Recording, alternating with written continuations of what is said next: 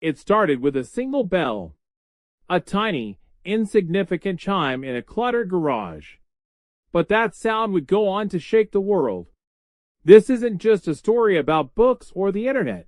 It's about a man who saw the future before anyone else did and had the guts to chase it. It began with a bell, a simple, tinny ring that echoed through a cluttered garage in the summer of 1994.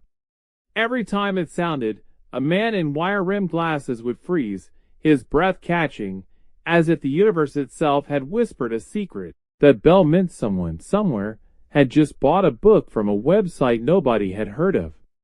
A website called Amazon. But this isn't a story about books, or bells, or even the internet. This is a story about a man who saw the future in the static of a dial-up modem, and bet everything to chase it. Jeffrey Preston Bezos was never one for half measures. As a boy, he dismantled his crib with a screwdriver.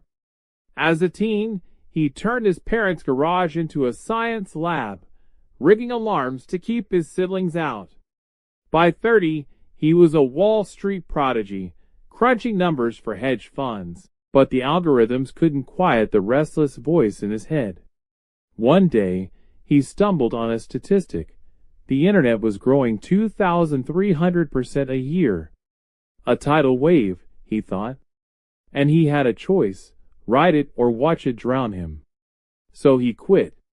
Not in a blaze of glory, but in a sweaty-palmed leap of faith. His boss begged him to stay. "This is a good job," he said. Bezos paused, then replied, "When I'm 80, I want to have minimized my regrets." 48 hours later, he and his wife, Mackenzie, were hurtling cross-country in a Chevy Blazer, Seattle-bound, a business plan scribbled on a laptop. His parents mortgaged their retirement to invest $300,000. The pressure was suffocating. The garage was a relic, drafty, dim, and stinking of ambition. Bezos built desks from wooden doors to save money. The first, office, was a storage room so cramped employees had to vacuum dust from their keyboards. They coded through nights, fueled by cold pizza and the manic belief that books, could be the gateway to something colossal.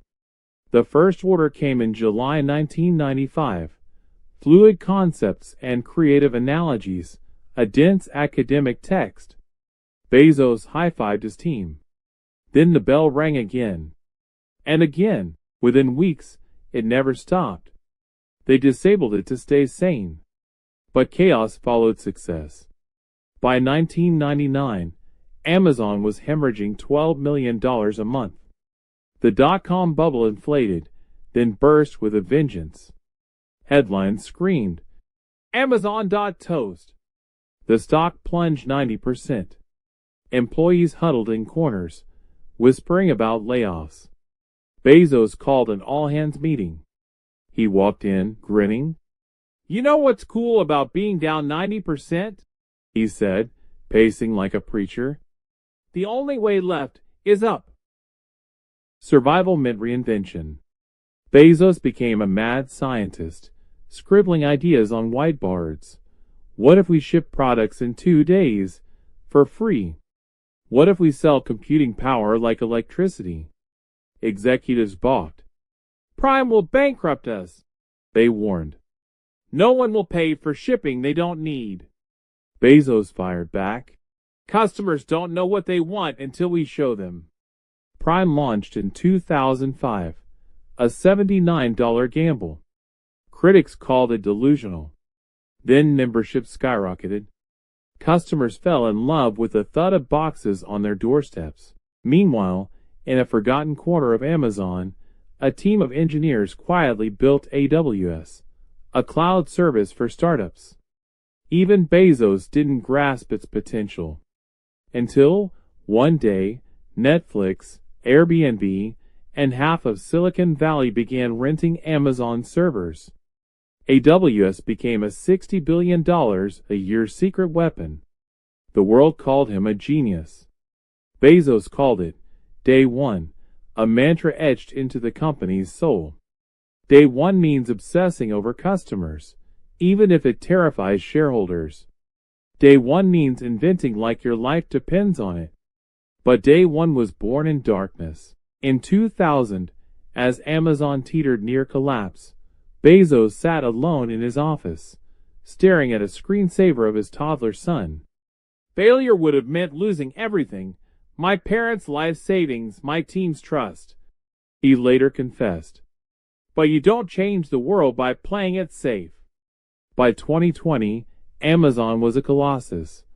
1.5 million employees, $1.7 trillion in value, reshaping retail, tech, even Hollywood.